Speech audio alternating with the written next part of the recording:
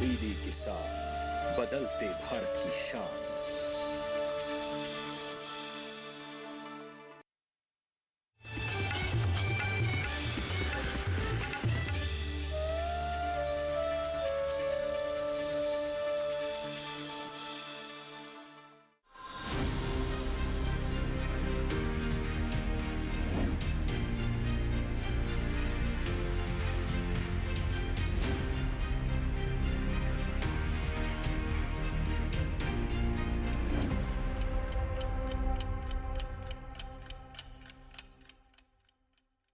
नमस्कार, दूरदर्शन किसान के कार्यक्रम विचार विमर्श में मैं अदिति शर्मा आप सभी का स्वागत करती हूं। किसान भाइयों बहनों, हमारे इस कार्यक्रम विचार विमर्श में एक खास सीरीज हम चला रहे हैं जो कि आधारित है एफपीओ यानी कि किसान उत्पादक संगठन पर। और आज हमारी इस सीरीज में हम खास लेकर आए हैं डेयरी व्यवसाय। जी हाँ, एफपीओ और डेयरी, आज के हमारे इस कार्यक्रम में इसी पर होगा विचार विमर्श। किस तरह से इस व्यवसाय से मुनाफा अर्जित किया जा सकता है, एफपीओ अगर हम निर्माण कर लें, एफपीओ से जुड़ जाएं तो कैसे अपने मुनाफे को कई गुना तक बढ़ाया जा सकता है, हमारी सरकार किस तरह से इस दिशा में सहयोग दे रही है। आज इन्हीं सब विषयों पर विचार विमर्श करेंगे और हमारे विशेषज्ञ उपस्थित हैं हमारे साथ। तो आइए सबसे पहले एक परिचय करवाते हैं हमारे विशेषज्ञों का। बता दें, श्री बीएन सिंह जी हमारे साथ उपस्थित हैं, सीनियर एसोसिएट हैं ये एनडीडीबी डेयरी सर्विसेज में। साथ ही साथ श्री धर्मेंद्र चौधरी जी भी हमारे साथ उपस्थित हैं, चीफ एग्जीक्यूटिव हैं सखी मिल्क प्रोड्यूसर ऑर्गेनाइजेशन में। और साथ ही हमारे साथ सागर कंवर जी भी मौजूद हैं यहाँ पर। बता दें, ये कुमाती गांव पाली डिस्ट्रिक्ट से आई हैं और एक सफल महिला किसान हैं, एफपीओ से जुड़ी हुई हैं। और आप सभी तीनों ही विशेषज्ञों का मैं बहुत बहुत स्वागत करना चाहूंगी कार्यक्रम विचार विमर्श में। तो किसान भाइयों बहनों, आज के कार्यक्रम की शुरुआत करें, विचार विमर्श की शुरुआत करें उससे पहले आपको दिखा देते हैं हमारी एक विशेष रिपोर्ट।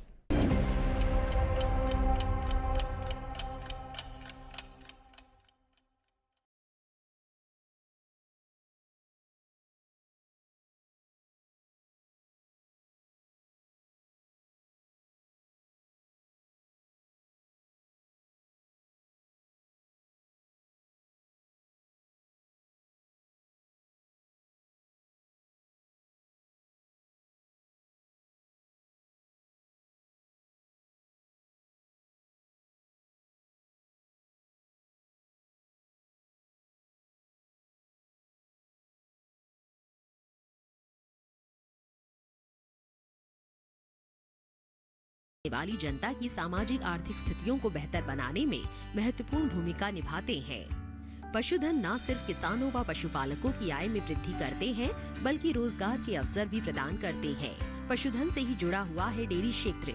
राष्ट्रीय अर्थव्यवस्था में डेयरी का 5% योगदान है और 8 करोड़ से अधिक किसानों को इससे सीधे रोजगार मिला हुआ है। बता दें कि भारत दूध उत्पादन में पहले स्थान पर है, जो वैश्विक दूध उत्पादन में 23% का योगदान देता है। पिछले 8 वर्षों में दूध उत्पादन में 51.05% की वृद्धि हुई है, जो 2014-15 के दौरान 146.3 मिलियन टन से बढ़कर 2021-22 के दौरान 221.06 मिलियन टन पर पहुंच गई है। ये सब संभव हुआ है सरकार के अथक प्रयासों से। अपने सामाजिक आर्थिक महत्व के कारण डेयरी सरकार के लिए एक उच्च प्राथमिकता वाला क्षेत्र है। प्रधानमंत्री श्री नरेंद्र मोदी जी के नेतृत्व में सरकार डेयरी किसानों की समृद्धि के लिए हर संभव प्रयास कर रही है। इसी क्रम में प्रधानमंत्री द्वारा 6,865 करोड़ रुपए के परिव्यय के साथ एफपीओ योजना भी शुरू की गई थी। एफपीओ यानी किसान उत्पादक संगठनों के माध्यम से सरकार डेयरी किसानों को मजबूत बनाने का काम कर रही है। इसी क्रम में किसानों को स्थायी बाजार पहुंच देने के लिए डेयरी कार्यकलापों में लगी सहकारी समितियों और किसान उत्पादक संगठनों को सक्षम बनाने के लिए साल 2023-24 के दौरान कार्यशील पूंजीगत ऋण पर ब्याज सबवेंशन यानी अनुदान देने के लिए 100 करोड़ रुपए का आवंटन किया गया है। एफपीओ केवल एक कंपनी नहीं है, किसानों के लाभ के लिए बनी एक सामूहिक संस्था है। इन एफपीओ के माध्यम से छोटे किसान खाद्य प्रसंस्करण से जुड़ी, निर्यात से जुड़ी वैल्यू और सप्लाई चेन से सीधे जुड़ पा रहे हैं। देश में 10,000 किसान उत्पादक संगठन बनाने का लक्ष्य रखा गया है, जिस पर तेजी से काम हो रहा है।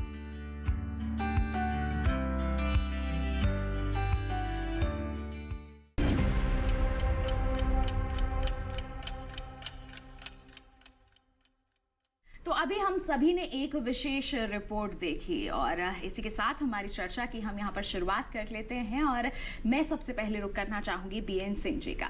बीएन सिंह जी, जब हम बात करते हैं किसान उत्पादक संगठन और डेयरी की, तो इसके बारे में आप क्या कहेंगे?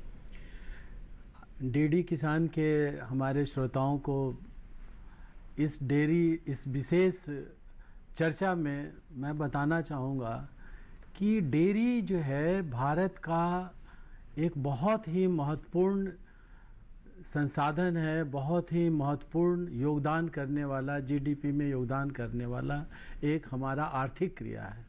पूरे भारत में करीब 60 करोड़ दूध का उत्पादन प्रतिदिन होता है जी। लेकिन इसमें से मात्र 10% दूध का जो व्यापार होता है वो संगठित क्षेत्र के द्वारा होता है, जिसमें से कोऑपरेटिव्स भी हैं, प्राइवेट्स भी हैं।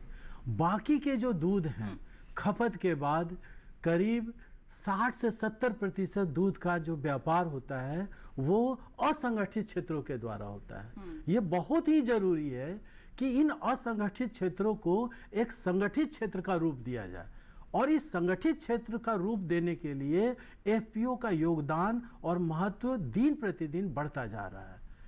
हम लोगों की कोशिश है, राष्ट्रीय डेयरी विकास बोर्ड डेयरी सर्विसेज की पहल है, कोशिश है कि इस असंगठित क्षेत्र में ज़्यादा से ज़्यादा एफपीओ का संगठन करके छोटे लघु किसानों को जोड़ करके उन किसानों तक जो संसाधन अभी तक नहीं पहुंच पाई है उन तक पहुंचाया जाए और उनको एक उत्पादक से उद्यमी बनाया जाए। तो बिल्कुल एक सफल दुग्ध उत्पादक को एक उद्यमी के रूप में यहाँ पर स्थापित किया जाए, आगे बढ़ाया जाए, इसी उम्मीद के साथ, इसी लक्ष्य के साथ यहाँ पर किसान उत्पादक संगठन निर्मित किए जा रहे हैं और किसानों को इससे जोड़ा जा रहा है। हम सभी जानते हैं कि अगर हमारे देश की हम बात करते हैं तो छोटे लघु सीमांत किसान बहुत ज़्यादा हैं, तो ऐसे में अगर वो एफपीओ से जुड़ जाते हैं तो देखिए बहुत ही ज़्यादा फायदा मिलता है। एक दूसरे के सहयोग से जितनी उन्नति की जा सकती है उतनी कम रहती है। बिल्कुल, बढ़ते हैं आगे। यहाँ पर जैसे कि हमारे विशेषज्ञ ने बताया कि अगर हम किसान उत्पादक संगठन का निर्माण कर लेते हैं, उससे जुड़ जाते हैं तो फायदा ही फायदा मिलता है। तो क्या प्रक्रिया रहती है कि हम एक किसान उत्पादक संगठन का निर्माण करें, कैसे उससे जुड़े? धर्मेंद्र चौधरी जी, आपसे इसके बारे में जानना चाहेंगे। जैसे कि आपने बताया कि किसान उत्पादक संगठन पूरे भारत में लगभग आज के टाइम में हर जगह पे किसान उत्पादक संगठन बन रहे हैं जी। डेयरी क्षेत्र के अंदर अगर हम बात करें तो डेयरी क्षेत्र में अगर मैं भी बहुत सारे डेयरी क्षेत्र में दूध उत्पादक संगठन बन रहे हैं जी। जिसमें दूध उत्पादक जो हैं उसमें सम्मिलित होकर अपना खुद का संगठन चला रहे हैं। मैं अगर बात करूं कि हमारे राजस्थान में जैसे कि हम सखी की बात करें तो सखी में वो 10 महिलाओं ने मिलकर एक दूध संगठन का निर्माण 2016 में किया था जी। आज 40,000 महिलाएं इस संगठन के साथ जुड़ गई हैं। 40,000 महिलाएं मिलके 2 लाख लीटर दूध प्रतिदिन दूध का पैदावार करके अपने संगठन में आता है।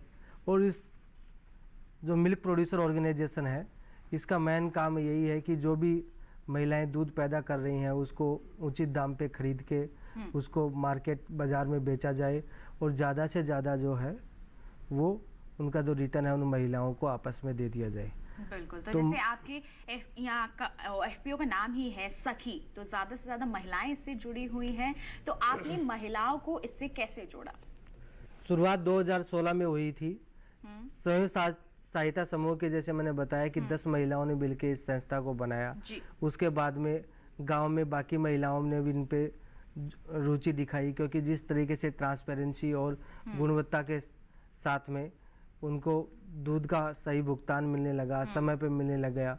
जैसे मैं सखी दूध उत्पादक संगठन की बात करूं तो महीने में 3 बार उन महिलाओं के सीधा बैंक खाते में पैसा आ जाता है और उनको समय समय पे दूसरी सुविधाएं भी हम देते रहते हैं। जैसे उनके दूध खरीदने के अलावा जैसे उनको ट्रेनिंग देना, उनके पशुओं के लिए बहुत सारे एनिमल फीड प्रोवाइड करना, उनके पशुधन की जो के लिए वेटरनरी सर्विस देना, उनके पशु की नस्ल सुधार करने के लिए कृत्रिम गर्भाधान जो है वो सुविधाएं, बहुत सारी जो सुविधाएं हैं वो दूध उत्पादक संगठन उन महिलाओं के लिए करती है। दूसरा जो है कि ये जो संस्थान है, संगठन है, ये उन महिलाओं का ही एक तरह से 100% शेयर होल्डर है और महिलाएं इसकी मालिक हैं, और उस वजह से जो भी मुनाफा होता है साल के लास्ट में वो भी उनमें ही वितरित कर दिया जाता है। जी बिल्कुल। तो देखिए यहाँ पर एक छोटे से स्तर पर स्वयं सहायता समूह के स्तर पर यहाँ पर शुरुआत की गई थी, लेकिन आज ये एक बड़े संगठन के रूप में उभरा है। महिलाओं ने एकजुट होकर यहाँ पर ये सफलता अपने नाम की है। तो बाकी जो महिलाएं अभी हमारा कार्यक्रम देख रही हैं, आप भी ऐसा कुछ कर सकती हैं, आत्मनिर्भर बन सकती हैं, बस एक कदम उठाने की ज़रूरत है। और ऐसा ही कदम उठाया है आज के हमारी एक मेहमान ने भी। विशेष मेहमान हमारे साथ सागर कंवर जी उपस्थित हैं यहाँ पर। आप डायरेक्टर हैं फॉडर एफपीओ की, क्या कहना चाहेंगी अपने सफ़र के बारे में आप? नमस्कार सभी भाइयों और बहनों, किसान महिलाओं को। मैं सबसे पहले तो धन्यवाद करना चाहूँगी एनडीडीबी और टाटा ट्रस्ट को, जिन्होंने हमें ये डेयरी के बारे में सारा बताया जी। तो सबसे पहले तो क्या हुआ कि हमारा गांव में जो दूध का होता था, जो दूध तो हम पशुपालन तो हम करते थे, लेकिन पशुपालन करने के बाद हमें पैसों की और उसके व्यापार के बारे में ज़्यादातर जानकारी नहीं थी। तो ज़्यादातर जानकारी न होने के कारण हम दूध की वैल्यू नहीं समझते थे। तो हमारे यहाँ पे एक सभी ने मिलकर, सभी महिलाओं ने मिलकर एक संगठन बनाया, और संगठन बनाने के बाद हमने सबने विचार किया कि अपने संगठन में एक ऐसा पार्ट लेके आएंगे जो कि एक गांव में कलेक्शन होगा, उसमें हमारे जो घर पे जो आपूर्ति होगी उस दूध को हम उसी कलेक्शन में दे देंगे। इससे क्या होगा कि एक तो हमारे घर पे पैसा आ जाएगा, पैसा आने के बाद में फिर उसी जो एपीओ और कंपनी बनी तो वहाँ के भी बहुत अच्छे नियम बनाए, कि ऐसे नियम बनाए कि उन्होंने कहा कि आपका दूध इस पारदर्शिता के साथ में लिया जाएगा। उसके बाद में जो आपका पैसा होगा वो आपके महिलाओं के खाते में ट्रांसफ़र हो जाएगा। तो इससे क्या हुआ कि गांव में देखो, सभी को पता है कि गांव में जब आदमी के हाथ में पैसा जाता है तो उसका कोई सदुपयोग नहीं होता है, लेकिन महिला के पास में पैसा जाए तो एक एक रुपये का महिलाएं हिसाब करती है और सोच समझकर उसको मतलब खर्च करती है। तो सबसे पहला फायदा ये हुआ कि महिलाओं के खाते में पैसा ट्रांसफर होने लगा। तो महिलाओं ने क्या किया कि अपने पैसे को मतलब अच्छे तरीके से अपने बच्चों की पढ़ाई में लगाया, फिर उन्होंने अपने पशुपालन में भी ज़्यादा से ध्यान दिया। जिस महिलाओं के पास में जो पशु रहने के लिए जो पशु घर नहीं थे तो उन्होंने पशु घर बनाए और एक दो और पशु बढ़ाए। तो पशु बढ़ाने के बाद में गांव में एक अच्छे तरीके से एक रौनक आ गई। और अभी मैं बड़े गौरव के साथ कह रही हूँ कि हर महिला इस पशुपालन में जुड़े और पशुपालन करना पसंद करे। और अच्छी क्वालिटी के साथ हमारे गांव के लोग तो देखो अच्छी क्वालिटी का दूध पीते, लेकिन हमारे भारत के लोग भी अच्छी क्वालिटी का और ये संगठन का दूध सेवन करेंगे तो बिल्कुल स्वास्थ्य भी बहुत बेहतर बना रहेगा। बिल्कुल बहुत ही अच्छी बात यहाँ पर कही है कि महिलाएं जो पशुपालन क्षेत्र से जुड़ी होती हैं लेकिन उन्हें उनके अधिकार नहीं मिल पाते, आत्मनिर्भर नहीं बन पाती हैं। वो एक बहुत ही अच्छा कदम है कि एफपीओ से जुड़कर वो इस दिशा में बढ़ सकती हैं, अपने आप को एक अलग पहचान दिलवा सकती हैं। जो एक हमारे सामने जीता जागता उदाहरण है कि हमारी जो महिला सफल पशुपालक हैं उन्होंने ये करके भी दिखाया है और आज वो सफलता की ऊंचाइयों को छू भी रही हैं। तो यहाँ पर बात हो रही है कि किस तरह से एफपीओ डेयरी बनाए जा सकते हैं। बीएन सिंह जी, आपसे जानना चाहेंगे अभी तक के आंकड़े क्या बताते हैं, कितने एफपीओ बन गए हैं? 2 का तो उदाहरण हमारे सामने है ही कि जो सफल हो भी गए हैं। बहुत सही बात कहा आपने सखी का उदाहरण दिया। सखी जैसे हमारे देश में और राष्ट्रीय डेयरी विकास बोर्ड जो है उसी की एक अनुषंगी संस्था है राष्ट्रीय एनडीडीबी डेयरी सर्विसेज। ये इसका गठन 2009 में हुआ और अपने इस 12 या 13 साल के कार्यकाल के दौरान इन्होंने अभी तक पूरे भारत में 22 एफपीओ बनाए हैं डेयरी क्षेत्र में जी। और वो एफपीओ आज के तारीख में उनका टर्नओवर 100 करोड़ से लेकर के 1200 करोड़ 1300 करोड़ तक का है जी। पूरे साल में अगर उन सारे एफपीओ का बिजनेस देखा जाए तो 7000 करोड़ से ज्यादा है जी। इन 22 एफपीओ जो है वो भारत के 10 राज्यों में अपना काम कर रहे हैं 130 जिला जो है को उन्होंने आच्छादित किया है और 23,000 से ज्यादा गांव में उनके दूध संकलन केंद्र हैं जहां पर करीब 8 लाख महिलाएं 8 लाख जो मेंबर्स हैं दूध उत्पादक हैं वो उससे जुड़े हुए हैं। इस 8 लाख से अधिक दूध उत्पादकों में से 71% जो है ना महिलाएं हैं। बिल्कुल। इस 22 एमपीओ में से करीब 13 तो एफपीओ ऐसे हैं जो कि पूर्ण रूप से महिलाओं के स्वामित्व वाली हैं। एफपीओ के बारे में हम अपने दर्शकों को बताना चाहेंगे। एफपीओ के केंद्र में दूध उत्पादक है और इस दूध उत्पादन का काम अधिकांशतः महिलाएं करती हैं। बिल्कुल। और लघु और सीमांत क्षेत्र से हमारा ये दूध का व्यापार ज्यादा से ज्यादा हर गांव में फैला हुआ है। खास करके बहुत सारे हमारे ऐसे जिला हैं जो बाढ़ पीड़ित है, जो पिछड़े हैं, एस्पिरेशनल डिस्ट्रिक्ट्स हैं, जहां तक बहुत सारी सुविधाएं नहीं पहुंच पाई है।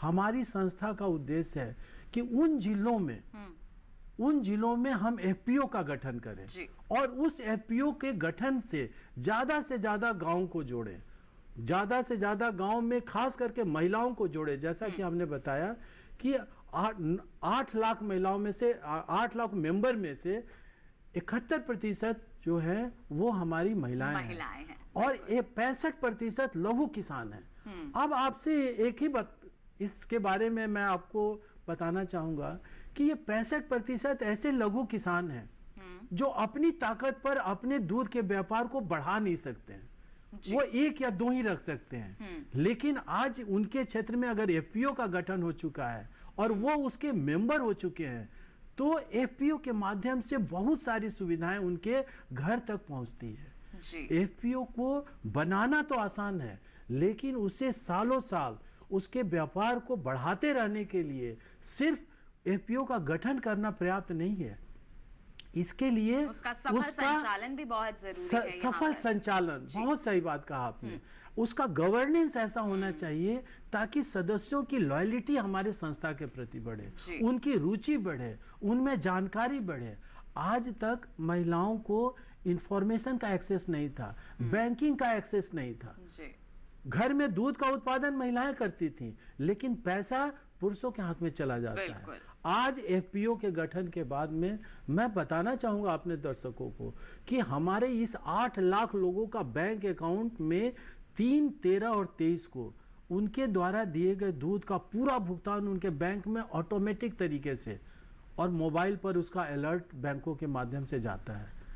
इससे महिलाओं में एक उनके एक्सेस टू क्रेडिट जो कहलाता है, बैंक के साथ उनका जुड़ाव हो गया है। बहुत सारी महिलाएं हैं जो पहले एक पशु रखती थी, जब बैंक में उनका नियमित आमदनी होने लग गया तो बैंक की सुविधाएं उनको केवाईसी के माध्यम से दूसरी सुविधाएं वो लेकर के आर्थिक योगदान के लेकर के उन्होंने अपना व्यापार को बढ़ाना शुरू किया।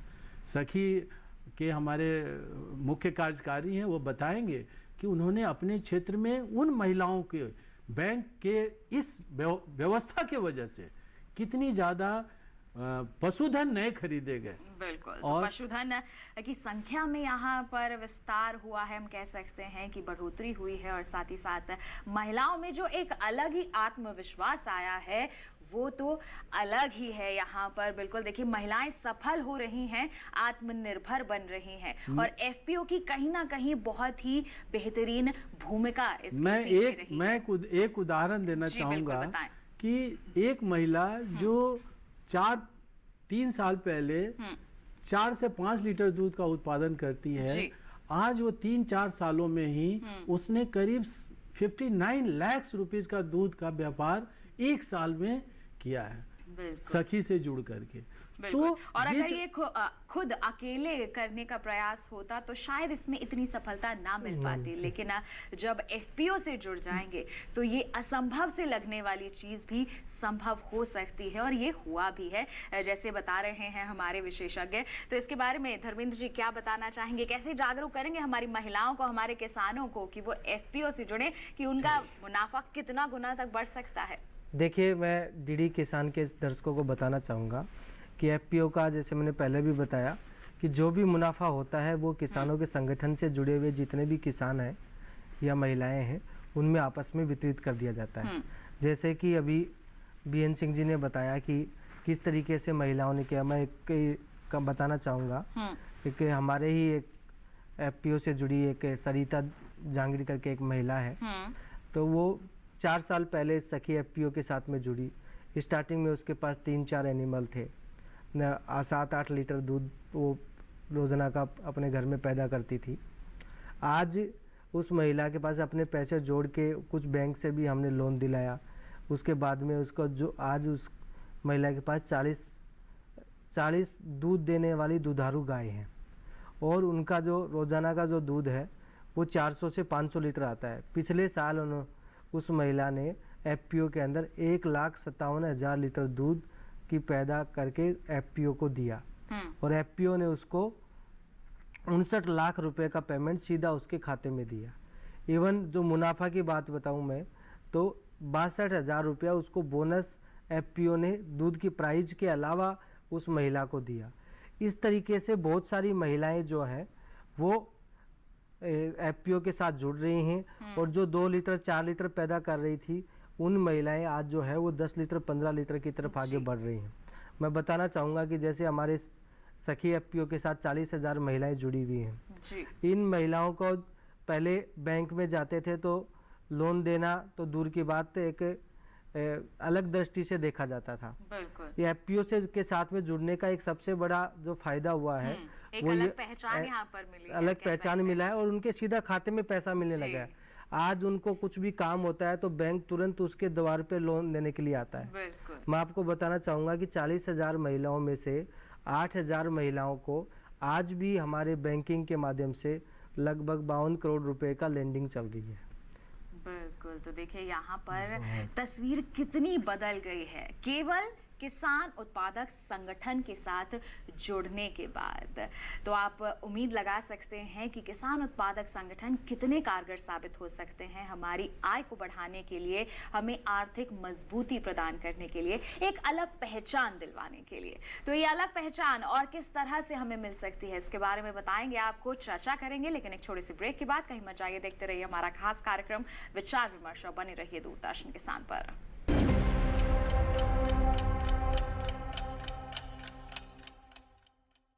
रोज सब्जी का स्वाद बढ़ाए और घर वालों का प्यार पाए। गोल्डी सब्जी मसाले, जहाँ जाए रिश्ते बनाए, गोल्डी मसाले।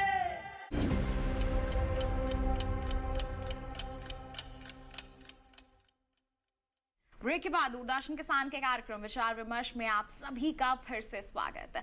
आज हम बात कर रहे हैं किसान उत्पादक संगठन डेयरी के बारे में। जी हाँ, हमारी एफपीओ की सीरीज में आज खास है डेयरी। तो अब हम भी आगे बढ़ते हैं, सागर कंवर जी का यहाँ पर रुख करते हैं। सागर कंवर जी, जैसे आपने बताया कि महिलाओं ने आपके क्षेत्र में भी एफपीओ से जुड़कर काफी बदलाव देखे हैं। यहाँ पर जो पहले एक पशु का पालन करती थी, उन्होंने पशुओं की संख्या में वृद्धि की है, दुग्ध उत्पादन में यहाँ पर वृद्धि की है। अन्य महिलाओं को प्रेरित करने के लिए, उन्हें इससे जोड़ने के लिए आपके द्वारा किस तरह के प्रयास हो रहे हैं? क्या है कि देखो, हमारा ऐसा कोई स्वार्थ या कुछ भी यहाँ पे कोई नहीं होता है। छोटे से छोटे किसान को भी हम अपने एफपीओ में जोड़ना चाहते हैं। क्योंकि अगर कोई जुड़ना चाहता है तो क्या प्रक्रिया रहेगी? आप जुड़ना चाहते हैं तो वो एक फॉर्म हमारे एफपीओ का होता है, उसमें 50 रुपए तो प्रवेश शुल्क होता है, और 100 रुपए हम पहले से एक शेयर ले लेते हैं। फिर उसके बाद में हमारा जैसे एक शेयर कंपनी में जमा हो गया, और जैसे ही वो अपना दूध का भुगतान करेंगे, ऐसे ऐसे उसके दूध के हिसाब से उसका शेयर कटता जाएगा, और उसके बाद में उस कंपनी, उस एफपीओ के वो सदस्य बन जाएंगे। बिल्कुल, एक मात्र फॉर्म भरना होता है, छोटा सा शुल्क यहाँ पर देना होता है और आप एफपीओ का हिस्सा बन सकते हैं। और भूमिका क्या रहती है आपके एफपीओ में अलग अलग लोगों की? जैसे हमारे विशेषज्ञ ने कहा था कि सफल संचालन भी बहुत जरूरी हो जाता है, तो क्या क्या भूमिकाएं रहती हैं अलग अलग सदस्यों की आपके एफपीओ में?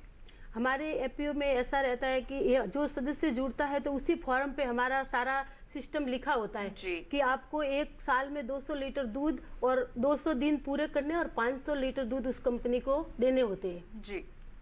पूरी प्रक्रिया पहले से ही यहाँ पर स्पष्ट तौर पर बता दी जाती है कि ये नियम कानून है, इनका पालन करते हुए आप सदस्य बनेंगे। और अगर आप समय अवधि के अंतर्गत इतना दुग्ध उत्पादन करते हैं और उसे यहाँ पर मुहैया करवाते हैं, उपलब्ध करवाते हैं, तो निश्चित तौर पर आपको इतना पैसा दिया जाएगा।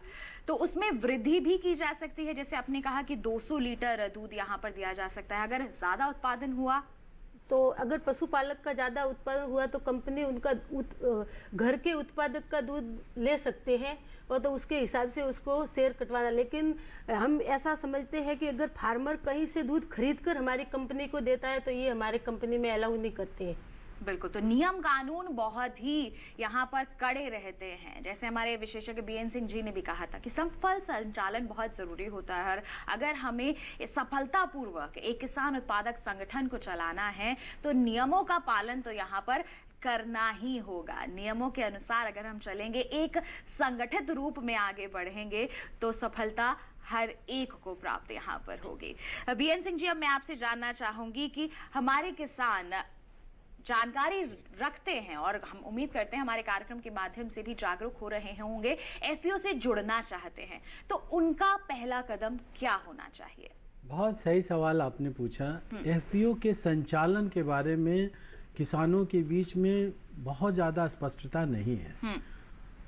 एफपीओ का संचालन जो होता है, जैसे सागर कंवर जी अपने अनुभव से बता रही थी कि एफपीओ के निर्माण के बाद उसका जो सबसे प्रमुख काम होता है उसका संचालन, और एफपीओ का संचालन सदस्यों के द्वारा ही होता है। सदस्य ही इसके संचालक होते हैं, सदस्य ही इसके मालिक होते हैं, सदस्य ही इसके नियंत्रक भी होते हैं। यानी कि सदस्य मेंबर भी होता है जो कि दिन प्रतिदिन दूध देता है, सदस्य ही इसके बोर्ड के सदस्य होते हैं जो नीति नियम ये निर्धारित करते हैं, और सदस्य ही आम सभा में इसके व्यवसाय को बढ़ाने जैसी नीतियों का भी अनुमोदन करते हैं। अब मैं आपके दर्शकों को ये बताना चाहूँगा कि एफपीओ का संचालन होता कैसे है। पहला चीज जो होता है कि जहाँ भी एफपीओ है, डेयरी में एफपीओ है, वहाँ गांव-गांव में एक स्वचालित दूध संकलन की व्यवस्था लगाई जाती है जी। दूध संकलन की ऐसी व्यवस्था जिसमें सारे काम ऑटोमेटिक होते हैं और बिचौलिया बिल्कुल भी ना आ सके, ऐसा व्यवस्था किया जाता है। यानी कि दूध अगर आपूर्ति किया गया तो बिना माने ह्यूमन इंटरफेस के वो दूध का जो आंकड़ा है वो कंप्यूटर में चला जाए और फिर सीधे एफपीओ के पास चला जाए। जांच का जो है व्यवस्था वो भी बिना ह्यूमन इंटरफेरेंस के वो सीधे वहां चला जाए और जो पर्ची निकले उस पर्ची से किसान को पैसा मिल जाए। दूध का संकलन हो गया। अब जो दूसरा स्थिति होता है कि 10 दिनों के बाद 1 से 10 का पैसा 3, 13, 23 सारे सदस्यों के बैंक अकाउंट में चला जाता है। ये 10 दिन का व्यापार हो गया। और 1 महीने के बाद में सारे सदस्यों को यह जानकारी दी जाती है कि आपके गांव के कितने सदस्य थे और उन्होंने से कितना दूध उन्होंने दिया और पूरे गांव का कितना व्यापार हुआ और इस व्यापार में कितना भुगतान हुआ और इसमें कितने खर्चे किए गए, ताकि सदस्यों को इंफॉर्मेशन के साथ जोड़ा जा सके, पारदर्शिता यहाँ पर पारदर्शिता हो सके, किसान को पता हो कि हमारे गांव में दूध का व्यापार क्या हो रहा है। और जब उन्हें यह भी बताया जाता है कि जैसे आपके गांव में व्यापार हो रहा है ठीक उसी तरीका से 23,000 गांव में इस तरह से व्यापार हो रहा है, आपके गांव में उसी तरीका का। ये एफपीओ क्या है? एफपीओ एक कलेक्टिव एक्शन है, दूध का व्यापार का कलेक्टिव एक्शन जो एक खास नियम से होता है। इसमें अनुशासन और आदर्श दोनों चीजों से सदस्यों को जोड़ा जाता है। उन्हें ये बताया जाता है कि अगर एफपीओ को आगे बढ़ाना है, बड़ा करना है, और जब तक बड़ा नहीं किया जाएगा इसके प्रति लीटर लागत कम खर्च नहीं होंगे, और अगर बड़ा होगा तो इसके प्रति लीटर लागत खर्च कम होंगे और किसान को ज़्यादा से ज़्यादा पैसा मिल पाएगा। मैं आपके दर्शकों को बताना चाहता हूं कि दूध के व्यापार में जितना बाजार से पैसा मिलता है सेल करने के बाद दूध को, उसका 85% से ज़्यादा, 85 से 90% तक पैसा जो है किसानों के बैंक अकाउंट में दूध के भुगतान के रूप में कर दिया जाता है। एक चीज़ तो ये हो गया। दूसरा चीज़ जो सबसे महत्वपूर्ण है, दूध का व्यापार सिर्फ खरीद बिक्री का व्यापार नहीं है, इसका रियल केंद्र जो है पशुधन है। ये पशुधन के घर पर, हर एक किसान के घर पर एआई का सुविधा, कृत्रिम गर्भाधान का, नस्ल सुधार का व्यवस्था किया जाता है। मैं आपको बताऊं, पिछले एक साल में करीब 5 करोड़ जो है एआई का फ्रोजन सीमेंट डोज जो है ना, हमारी कंपनी की तरफ से देश में बिक्री किया गया। यानी इससे नस्ल का सुधार बहुत तेजी से हो रहा है। दूसरा चीज जो है हमारा यहाँ सीड का व्यापार, सीड हरे चारे का बीज, इवन सखी कंपनी ने भी, और ऐसे करीब तरह 10 ऐसे एफपीओ बनाए गए हैं जो फॉडर पर ही सिर्फ काम कर रहे हैं, ताकि देश में 1 प्रोडक्ट 1 डिस्ट्रिक्ट के हिसाब से कि इस फॉडर को हम ज़्यादा से ज़्यादा किसानों तक पहुंचा सके। तीसरा चीज़ जो हम लोग इस चीज़ को कर रहे हैं, साइलेज किस तरीका से किसान के पशु आहार किस तरह से इनको दिया जाए, राशन बैलेंसिंग की कैसे जानकारी दी जाए। और यही कारण है कि दूध का व्यापार में किसानों की रुचि बढ़ती जा रही है, उनके लागत खर्च कम होते जा रहे हैं, उनकी आमदनी में इंटरेस्ट होता जा रहा है और वो बचत करते जा रहे हैं। तो एफपीओ सिर्फ दूध बिक्री का साधन नहीं है। बिल्कुल, बहुत ही अच्छी यहाँ पर आपने बात कही है कि अगर हम एफपीओ डेयरी की बात करते हैं तो उसका संदर्भ केवल दूध की खरीदारी या बिकवाली से ही नहीं है, उत्पादन से ही नहीं है, बल्कि जो पशुपालन से जुड़े अलग अलग व्यवसाय हैं उससे भी है। चारा प्रबंधन यहाँ पर कह रहे हैं, चारा उत्पादन की बात यहाँ पर कर रहे हैं, साइलेज निर्माण की हम यहाँ पर बात कर रहे हैं, साथ ही साथ नस्ल सुधार में भी काफ़ी अहम भूमिका निभाई जा रही है। तो ऐसे में मैं आपसे जानना चाहूँगी धर्मेंद्र जी, जैसे हमारे विशेषज्ञ ने कहा कि पशुधन को यहाँ पर और भी ज़्यादा बढ़ाया जा सके, उनका संवर्धन भी किया जा सके, इसमें भी किसान उत्पादक संगठन एक बहुत ही अहम भूमिका निभा रहे हैं। तो आप इस लिहाज से क्या कहेंगे? देखिए, किस तरीके से पशुधन बढ़ाया जाए, इसमें 2 पिरामिड मैन होते हैं इसमें। एक तो जो भी हमारे किसान भाइयों के पास या हमारी दूध संगठन से जुड़ी हुई महिलाओं के पास जो भी पशु हैं, एक तो उनका पर एनिमल जो प्रोडक्शन है उसको बढ़ाने के लिए पशु नस्ल सुधार किया जाए, उसको न्यूट्रिशन पे उन पे काम किया जाए, उनको अच्छा, क्योंकि दूध उत्पादक संगठन में जो महिलाएं या किसान भाई आपस में जुड़े हुए हैं उसमें मेन व्यवसाय तो दूध का है। तो दूध जो है वो पशुधन से ही पैदा होता है। तो पशुधन जो है वो अच्छी क्वालिटी का और ज़्यादा प्रोडक्टिविटी वाला जो मिल्क अगर प्रोड्यूस होता है अगर पशु से, तो उसके लिए उसको न्यूट्रिशन की अच्छा ज़रूरत है। दूसरा, अभी बहुत सारे जो वैक्सीनेशन का जो कार्यक्रम है वो अगर दूध उत्पादक संगठन प्रोवाइड करता है तो जिससे क्या है कि बीमार होने से पहले ही उसका उपचार हो जाए। दूसरा जो चीज़ है इसके अंदर कि एक तो जो एग्जिस्टिंग एनिमल है उस एग्जिस्टिंग एनिमल का ही ज़्यादा प्रोडक्शन हो। दूसरा ये है कि एक नई नस्ल सुधार के थ्रू, आर्टिफिशियल इंसेमिनेशन के थ्रू उनकी नस्ल जो है वो ज़्यादा प्रोडक्टिव वाले एनिमल्स के रूप में आगे चल के पैदा की जाए। तीसरा जो है वो किसान भाई कैसे बढ़ा सकते हैं, अगर उनको सही तरीके से अगर उनका है कि हमें पशुधन बढ़ाना है तो उसके लिए बहुत सारे बैंकिंग की भी स्कीम अवेलेबल हैं जिसके थ्रू वो नए पशु खरीद सकते हैं। दूध उत्पादक संगठन भी बैंकों के साथ उनके लिंकेज का काम कर रहा है। बहुत सारे, जैसे मैं सखी दूध उत्पादक संगठन की बात करें तो 8000 महिलाएं ने नए एनिमल पिछले 3 साल में खरीदे हैं। जैसे मैं पहले भी बता रहा था कि 52 करोड़ की लैंडिंग चल रही है। तो इस तरीके से जो बहुत सारी भारत सरकार की या सरकार की भी जो स्कीम चल रही है उसका फायदा उठा के जो दूध उत्पादक संगठनों के थ्रू और वो किसान भाई अपना दूध की पैदावार को बढ़ा सकते हैं। बिल्कुल, बिल्कुल। तो देखिए यहाँ पर कितनी अच्छी भूमिका हम कह सकते हैं किसान उत्पादक संगठन की रहती है कि पशुपालन क्षेत्र में एक कुल मिलाकर विकास ही हो रहा है अगर सब मिलकर काम कर रहे हैं। यहाँ पर फॉडर एफपीओ की बात की गई थी और सागर कंवर जी एक ऐसे ही एफपीओ की सदस्य हैं, हम कहें कि डायरेक्टर हैं, तो अपने एफपीओ के बारे में क्या कहेंगी आप?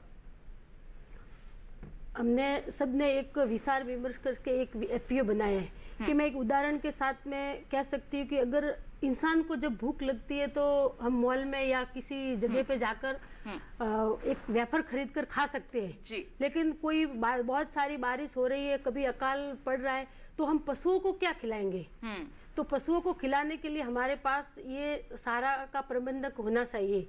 ये सोचकर क्या हुआ है कि देखो सारे का कुछ भी प्रबंधक हमारे एरिया में नहीं है, तो क्या हुआ कि ऐसे ही सारे होता है तो जिसके पास में जो स्टोरेज होता है वो तो स्टोरेज कर लेता है, लेकिन जो बाकी के जो छोटे छोटे पशुपालक है तो उनके पास में सारे की दिक्कत रहती है। ये सारा सब चीज सोचने के बाद में हमने एक एफपीओ का निर्माण किया कि आने वाले समय में अगर कोई छोटा किसान भी अगर पशुपालक करेगा तो उसको सारे के प्रति कोई दिक्कत नहीं होगी। और उसके बाद में जो खेत में जो लगाते हैं तो अलग अलग वैरायटी का है, मतलब खराब बीज पशु सारे का लगा देते हैं, तो हमने एफपीओ की जानकारी से हमने अच्छी वैरायटी का बीज लगाएंगे, उससे अच्छा सारा उत्पादक होगा और उसके बाद में और भी अच्छे तकनीकी तरीकों से हम सारा उत्पादक करेंगे। और सबसे बड़ी बात यही रहेगी कि हमारे पशुओं को कभी ऐसी कोई प्राकृतिक आपदाओं में भूखा न मरना पड़े, ऐसी हमारे गांव की ये सारा सोचकर हमने एक एफपीओ का निर्माण किया है। बिल्कुल, सोच बहुत ही अच्छी है कि भूख लगती है तो खाना उपलब्ध होना चाहिए और हमारे पशुओं के लिए भी यही बात लागू होती है। अगर किसी भी परिस्थिति के चलते, प्राकृतिक आपदा के चलते कोई ऐसी हालत आ जाए कि हमारे पास चारा नहीं है, तो ऐसे में एक किसान उत्पादक संगठन जो चारा उत्पादन से जुड़ा हुआ है, अच्छी तरह से भंडारण कर रहा है, वो उपलब्ध करवा सकता है ऐसी जगहों पर उस चारे को और पशुओं को भूखा बिल्कुल ना रहना पड़े, इसके लिए अच्छी भूमिका भी निभा सकता है। तो चारा प्रबंधन और साथ ही साथ जैसे कहें नस्ल सुधार पर भी यहाँ कार्य किया जा सकता है और हो भी रहा है। यहाँ पर एक बहुत ही अच्छी चीज होती है जब हम बात करते हैं डेयरी की अपनी आय को बढ़ाने के लिए, वो होती है प्रसंस्करण यानी कि प्रोसेसिंग।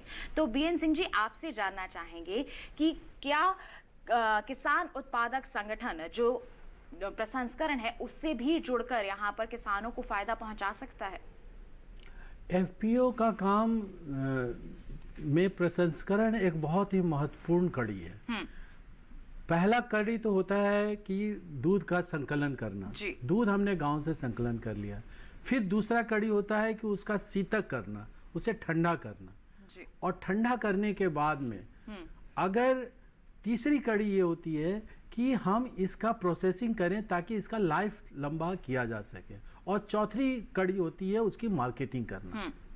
तो अभी तक जो हमारे राष्ट्रीय डेयरी विकास बोर्ड के द्वारा जो 22 प्रोड्यूसर्स एफपीओ बनाए गए हैं उसमें, और जो 10 राज्यों में काम कर रहे हैं, जो करीब 40 लाख लीटर दूध प्रतिदिन संकलन करते हैं और उसका शीतक करते हैं, तो उसमें से अधिकांश दूध तो बिक्री हेतु वो दिल्ली मार्केट में आ जाता है जी। ये यहाँ आपको पता है मदर डेयरी यहाँ पर 35 से 40 लाख लीटर दूध प्रतिदिन दूध, तो ये जो दूध आता है ये दूध उत्पादकों से आता है, मेंबरों से आता है, एफपीओ के सदस्यों से आता है, जिसे काफी गुणवत्ता के सारे जांचों के माध्यम से इसे लाया जाता है। जो दूध बच जाते हैं उस दूध का संस्करण होता है। जैसे मैं आपको बताऊं, गुजरात में राजकोट में जूनागढ़ स्थित प्रसंस्करण प्लांट है, प्रोसेसिंग प्लांट है, जहां पर 3-4 लाख लीटर दूध का प्रोसेसिंग करके माही प्रोड्यूसर्स कंपनी वहां खुद ही मार्केट करती है। दूसरी कंपनी जो है पायस, जो जयपुर में है, वो भी बचे हुए दूध को वो लोकल मार्केट में वो प्रोसेसिंग करके मार्केटिंग करती है। आगरा में सहज मिल्क प्रोड्यूसर्स कंपनी है, वो भी, लेकिन अभी इन कंपनियों का जो फेज है अभी इन लोगों ने अपना 10 साल 8 साल पूरा किया है। इस फेज में इन लोगों के पास प्रोसेसिंग कैपेसिटी जो है इन लोगों ने आउटसोर्स किया है, लेकिन प्रोसेसिंग करके कुछ दूधों को ये अपने लोकल मार्केट में भेजते हैं, लेकिन प्रोसेसिंग एक इम्पॉर्टेंट पार्ट होता है एफपीओ का। बिल्कुल, तो जैसे आपने कहा कि कई प्रोसेसिंग कंपनियां हैं जो अभी ऑलरेडी स्थापित है, पहले से ही स्थापित है। आपकी संस्था द्वारा क्या इस दिशा में भी नए नए एफपीओ का निर्माण करवाया जा रहा है, किसानों को या पशुपालकों को इससे जोड़ा जा रहा है ताकि वो भी प्रसंस्करण की दिशा में आगे बढ़ें और अपने मुनाफे को और ज़्यादा बढ़ा सके?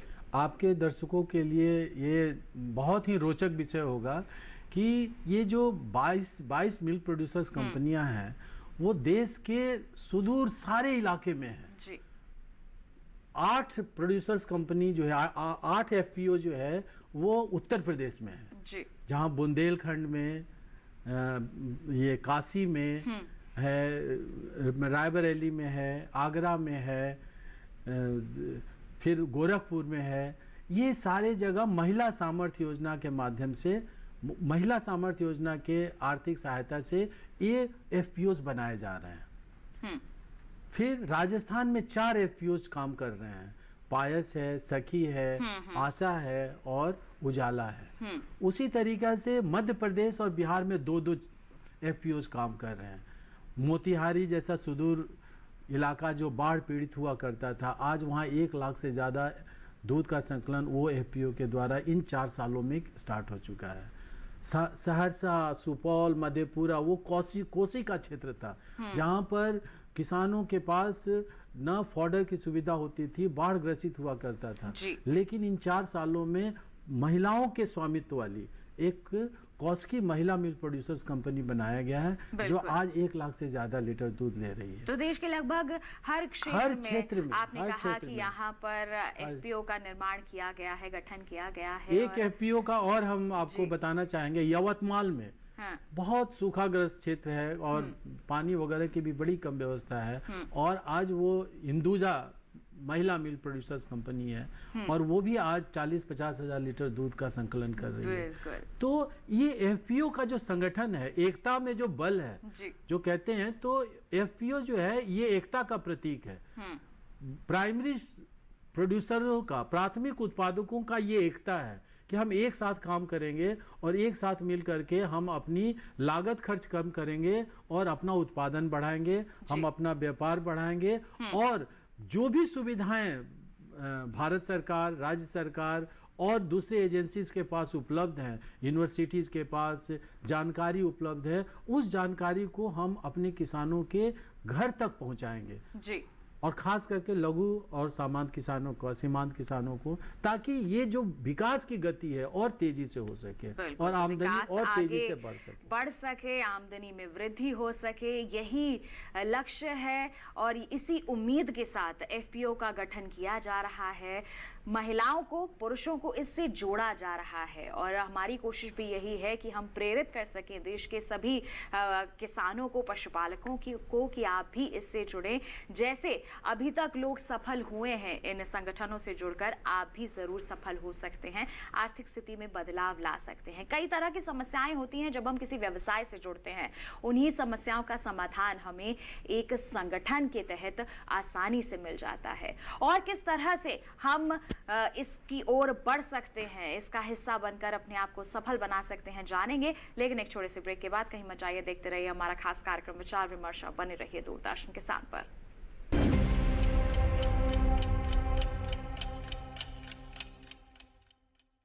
रोज सब्जी का स्वाद बढ़ाए और घर वालों का प्यार पाए, गोल्डी सब्जी मसाले। जहाँ जाए रिश्ते बनाए, गोल्डी मसाले।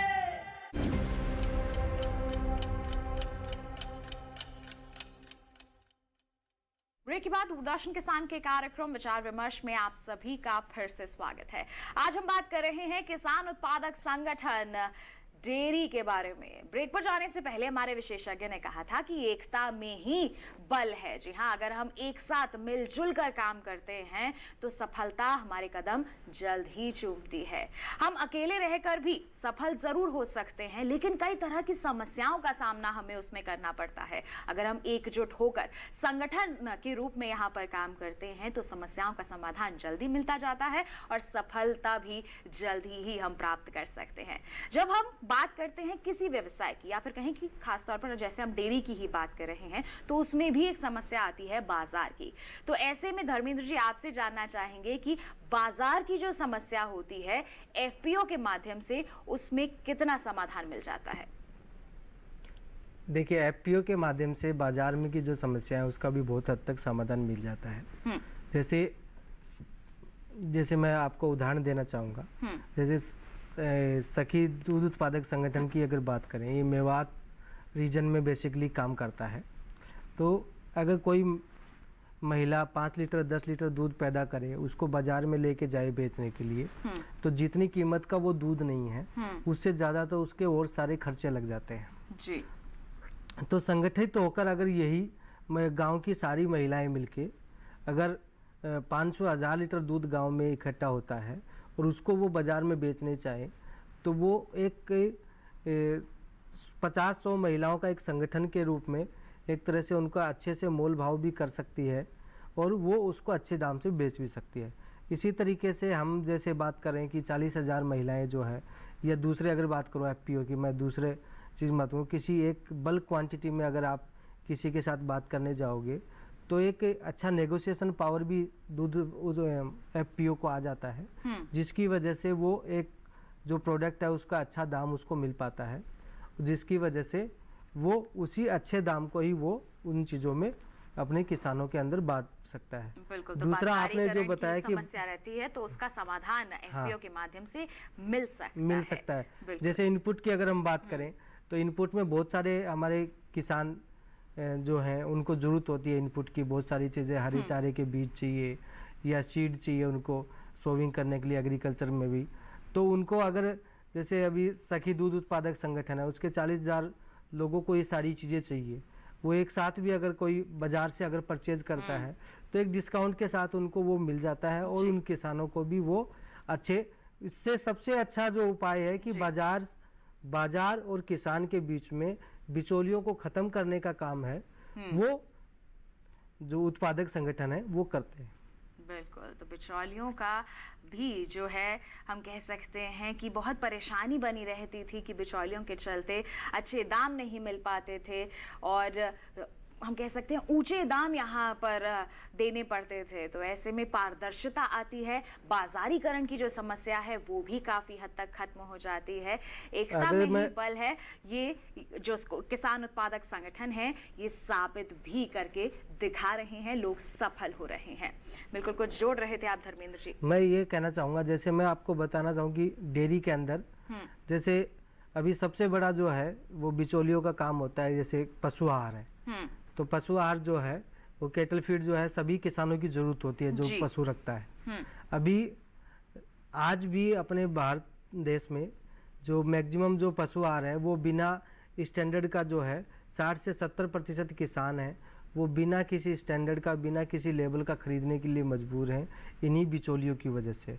ये सारे दूध उत्पादक संगठन हैं, ये अच्छी क्वालिटी का संतुलित पशु आहार ये अपने किसानों के पशुओं के लिए देते हैं, जिससे पशु का स्वास्थ्य भी सही रहता है और उनको अच्छी गुणवत्ता का दूध भी वो उससे पशु से प्रोड्यूस कर सकते हैं, जिससे उनको अच्छी गुणवत्ता के साथ में उसको अच्छी दूध का अच्छा प्राइस उसको मिल पाता है। बिल्कुल, गुणवत्ता युक्त दुग्ध उत्पादन होता है तो अच्छे दाम भी यहाँ पर हमारे पशुपालकों को मिल पाते हैं। तो ये बहुत बड़ा है कि संगठन क्षेत्र में काम करना। हम कह सकते हैं कि अगर किसान उत्पादक संगठन से आप जुड़ते हैं तो कई तरह की समस्याओं का समाधान आपको आसानी से मिल जाता है। बिल्कुल सागर जी, अब मैं आपके पास आना चाहूंगी। कार्यक्रम जो है अंतिम पड़ाव पर है, ऐसे में मैं चाहूंगी कि आप हमारे देश के जो पशुपालक हैं, खासतौर पर महिलाएं जो है, उन्हें क्या संदेश देना चाहेंगी, वो आगे कैसे बढ़े? मैं एक अपने एक फार्मर किसान और पशुपालक महिला होने के नाते मैं ये कहती हूँ कि आने वाली पीढ़ी पशुपालन और खेती में कम रुचि ले रही है, लेकिन मैं बड़े गौरव के साथ कह रही हूँ कि ऐसा कोई बिजनेस नहीं है जो एक सुबह पैसा लगाए और शाम को इसमें बेनिफिट रहता है। लेकिन मैं ये बड़े दावे के साथ कहती हूँ, अगर सुबह ही अपने 50,000 की भैंस खरीदी तो शाम तक आपको 500 का व्यापार चालू हो जाएगा। तो धीरे धीरे मैं सभी पशुपालक महिला और भारत के सभी किसानों को कहना चाहती हूँ कि पशुपालन से बड़ा कोई व्यापार ही नहीं है। और इसी व्यापार के देखो छोटे छोटे किसान एक पशु रखते हैं, उसी छोटे छोटे किसानों के पशुपालक से हमारा भारत दूध उत्पादक में पहले नंबर पे है। बिल्कुल। और वो सब देखो, दिल्ली के लोग तो दूध और पशुपालक नहीं खरीद सकते, लेकिन रात को भी अगर उनको दूध की जरूरत पड़ती है तो मैम आप हमारे पशुपालकों की वजह से दूध खरीद सकते हैं। बिल्कुल। तो मैं यही कहना 24 घंटे दूध की उपलब्धता रहती है और ये मेहनत तो पशुपालकों के चलते ही होती है। बिल्कुल, ये संभव हो पाता है पशुपालकों की मेहनत के चलते ही। तो देखिए, हमारे देश के किसान, हमारे देश के युवा जो अलग अलग स्टार्टअप से जुड़ रहे हैं, उनके लिए एक बहुत ही बेहतरीन आइडिया दिया है हमारी मेहमान ने कि आप पशुपालन व्यवसाय से जुड़ सकते हैं, एक संगठन बनाइए। आप इस दिशा में अगर बढ़ते हैं, दूध उत्पादन में देखिए देश हमारा नंबर 1 पर है पूरे विश्व में, इसकी उपलब्धता हमें चाहिए ही चाहिए होती है। तो ऐसे में ये बहुत ही अच्छा मुनाफा दिलवाने वाला व्यवसाय साबित हो सकता है। आपका क्या संदेश रहेगा बीएन सिंह जी हमारे दर्शकों के लिए? मैं दर्शकों से यही कहना चाहूँगा कि ये आज का समय जहाँ उदारीकरण है, डिजिटलाइजेशन है, बैंकिंग इतने अच्छी व्यवस्था दे रही है, आपके पास क्रेडिट की सुविधाएं हैं। वो पहले का ज़माना था जिसमें व्यापार करना थोड़ा मुश्किल होता था। आज अगर हम संगठन बना लें तो, और हमारा लीगल फ्रेमवर्क भी हमें सपोर्ट कर रहा है, हमारा सेंट्रल एक्ट, ये बहुत ही आसानी के तरीके से आपको कंपनी का फॉर्मेशन हो जाता है, एफपीओ का निर्माण हो जाता है, और उस एफपीओ से आप गांव के जो वो क्षेत्र, जिस क्षेत्र में अभी तक विकास नहीं पहुंच पाया है, उसको आप सिर्फ संगठन करके, क्योंकि ये जो किसान हैं वो प्राइमरी उत्पादक हैं, प्राथमिक उत्पादक हैं, लेकिन वो प्राथमिक उत्पादक से वो उद्यमी सिर्फ इसलिए नहीं हो पा रहे हैं क्योंकि वो जो ये डिजिटलाइजेशन है, बैंकिंग है, क्रेडिट है, इंफॉर्मेशन है, इनके प्रति जागरूक नहीं है, उसके वहां तक से वो कनेक्ट नहीं हो पा रहे हैं। एफपीओ का काम है कि इसके लिए एक ब्रिज का काम करे। और जहां जहां भी ये काम हो रहा है, अब जैसे सखी ने एक ब्रिज के रूप में वहां के किसानों को 40,000 घरों को इन सुविधाओं से जोड़ दिया, बाजार से जोड़ दिया, डिजिटलाइजेशन से जोड़ दिया। आज इन्होंने हर एक महिला के हाथ में एक ऐप है जिसमें उनके मेंबर्स के सारे डिटेल्स हैं, उनके सारे दूध का क्वालिटी है, कब कितने बजे कितना पैसा मिला है उसकी जानकारी है। तो उनका मन ये कंप्यूट कर लेता है, कैलकुलेट कर लेता है कि हम कितना आगे बढ़ रहे हैं। तो आज के तारीख में मैं अपने दर्शकों से यही कहना चाहूँगा कि एफपीओ एक ऐसा व्हीकल है, एक ऐसा आपके सामने एक इंस्ट्रूमेंट है आपके पास, जिससे आप एक अविकसित जो क्षेत्र है, जो पिछड़ा क्षेत्र है, उसे भी जोड़ सकते हैं, और जो असंगठित है, उसका आप अधिक से अधिक जो है ना उसको मुख्य धारा में ला सकते हैं। और राष्ट्रीय डेयरी विकास बोर्ड ने ये करके दिखाया है 10 सालों में जो 22 एमपीयू बने हैं और जिसमें 8 लाख से ज्यादा घरों को जोड़ा गया है। बिल्कुल। तो विकास की लहर और बदलाव की लहर तो यहाँ पर तेजी से दौड़ ही रही है। बिल्कुल, बहुत ही अच्छी भूमिका यहाँ पर। एक मैं कहना चाहूंगा एफपीओ का, जैसे आपका ये है कि डीडी किसान का जो स्लोगन है बदलते भारत किसान, वैसे मैं एक ग्रामीण भारत के लिए बताना चाहूँगा कि एफपीओ जो है वो भी ग्रामीण भारत किसान है। बिल्कुल, ग्रामीण भारत की शान है किसान उत्पादक संगठन।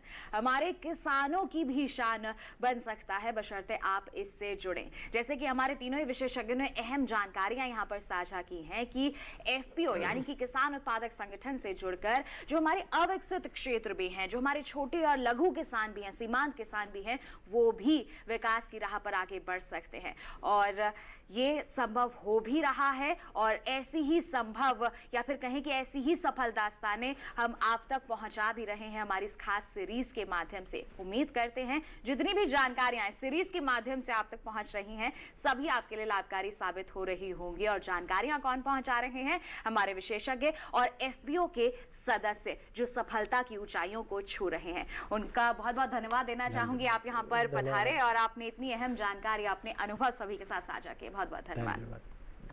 तो किसान भाइयों बहनों, आज के हमारे इस कार्यक्रम में आपने जान लिया कि डेयरी व्यवसाय से अगर आप जुड़े हुए हैं और आप एफपीओ का भी हिस्सा बन जाते हैं तो आप अपने मुनाफे को कितना गुना तक बढ़ा सकते हैं। उम्मीद करते हैं अब इस दिशा में आप भी जरूर आगे बढ़ेंगे। साथ ही आपको बता दें कि आपके पास अगर कोई सवाल है, कोई सुझाव है हमारे कार्यक्रम के लिए तो वो भी आप हम तक पहुंचा सकते हैं। आप हमें ईमेल कर सकते हैं। ईमेल आईडी है vicharvimarsh08@gmail.com। यह हमारी ईमेल आईडी है। तो किसान भाइयों बहनों, इसी उम्मीद के साथ कि ये जानकारियां हो रही हैं आपके लिए फायदेमंद साबित, अगले अंक में फिर होंगे हम हाजिर, एक नए विषय पर करेंगे विचार विमर्श। तब तक के लिए दीजिए इजाजत, लेकिन आप बने रहिए दूरदर्शन किसान पर। नमस्कार। धन्यवाद।